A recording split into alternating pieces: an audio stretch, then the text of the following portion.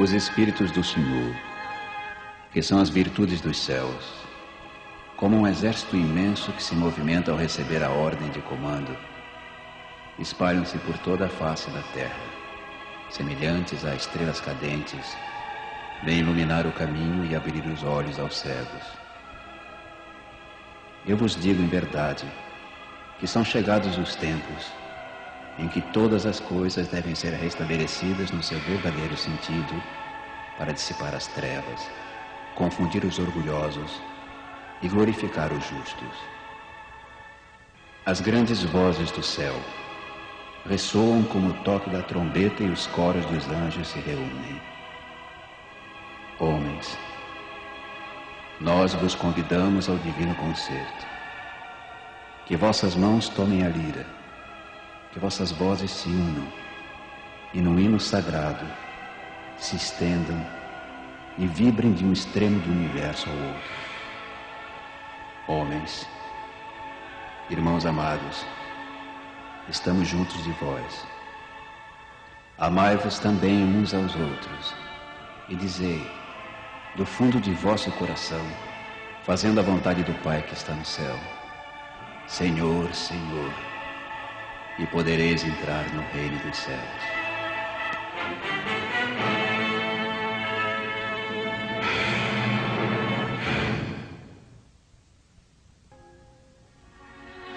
Podemos dividir as matérias contidas nos evangelhos em 5 partes. Primeiro, os atos comuns da vida do Cristo. 2, os milagres. 3, as profecias. 4, as palavras que serviram para o estabelecimento dos dogmas da Igreja. 5, o ensino moral. Se as 4 primeiras partes têm sido objeto de discussões, a última permanece inatacável. Diante desse código divino, a própria incredulidade se curva. É o terreno em que todos os cultos podem encontrar-se, a bandeira sob a qual todos podem abrigar-se, por mais diferentes que sejam as suas crenças.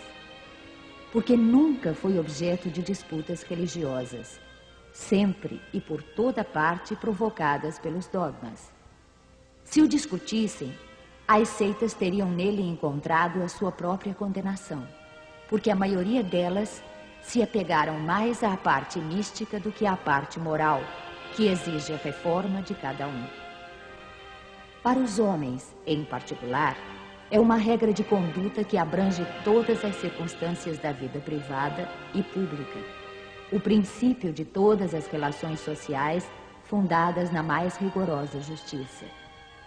É, por fim, e acima de tudo, o caminho infalível da felicidade a conquistar, uma ponta do véu erguida sobre a vida futura. É essa parte que constitui o objeto exclusivo desta obra. Todo o mundo admira a moral evangélica. Todos proclamam a sua sublimidade e a sua necessidade.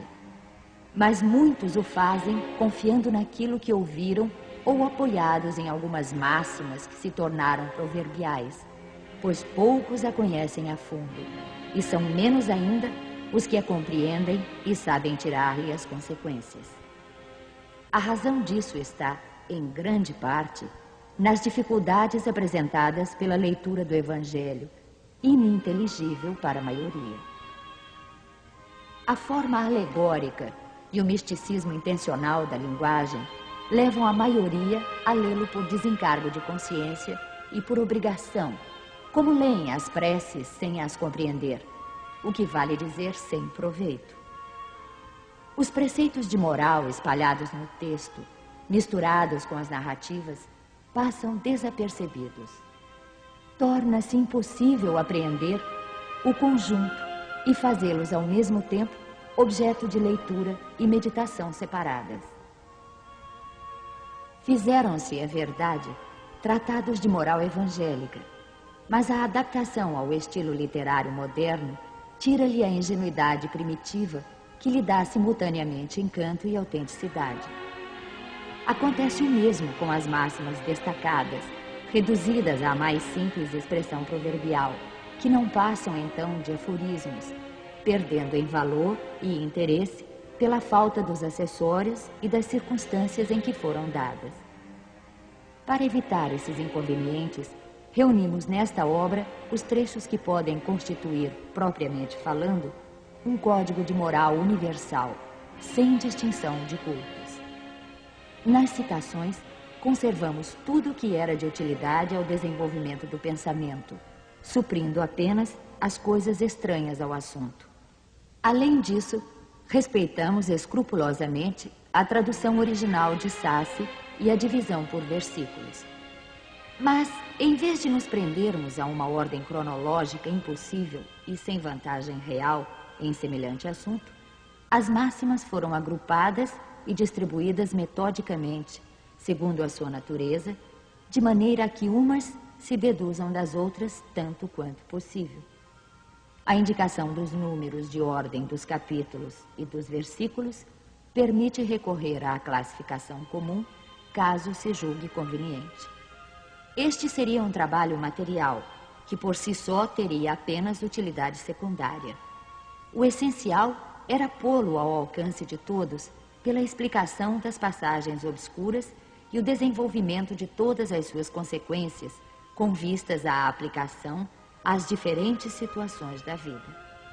Foi o que procuramos fazer, com a ajuda dos bons espíritos que nos assistem.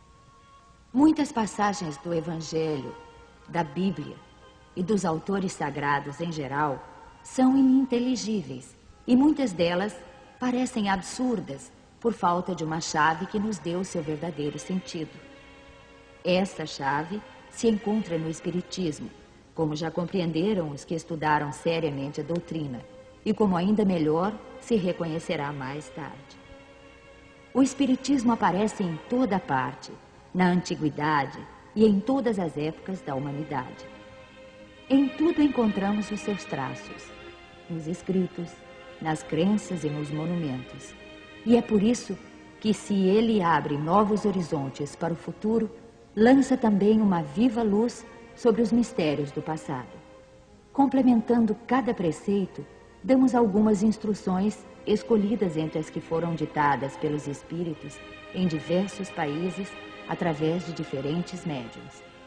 Se essas instruções tivessem surgido de uma fonte única, poderiam ter sofrido influência pessoal ou do meio, enquanto a diversidade de origens prova que os espíritos dão os seus ensinamentos por toda parte e que não há ninguém privilegiado a esse respeito.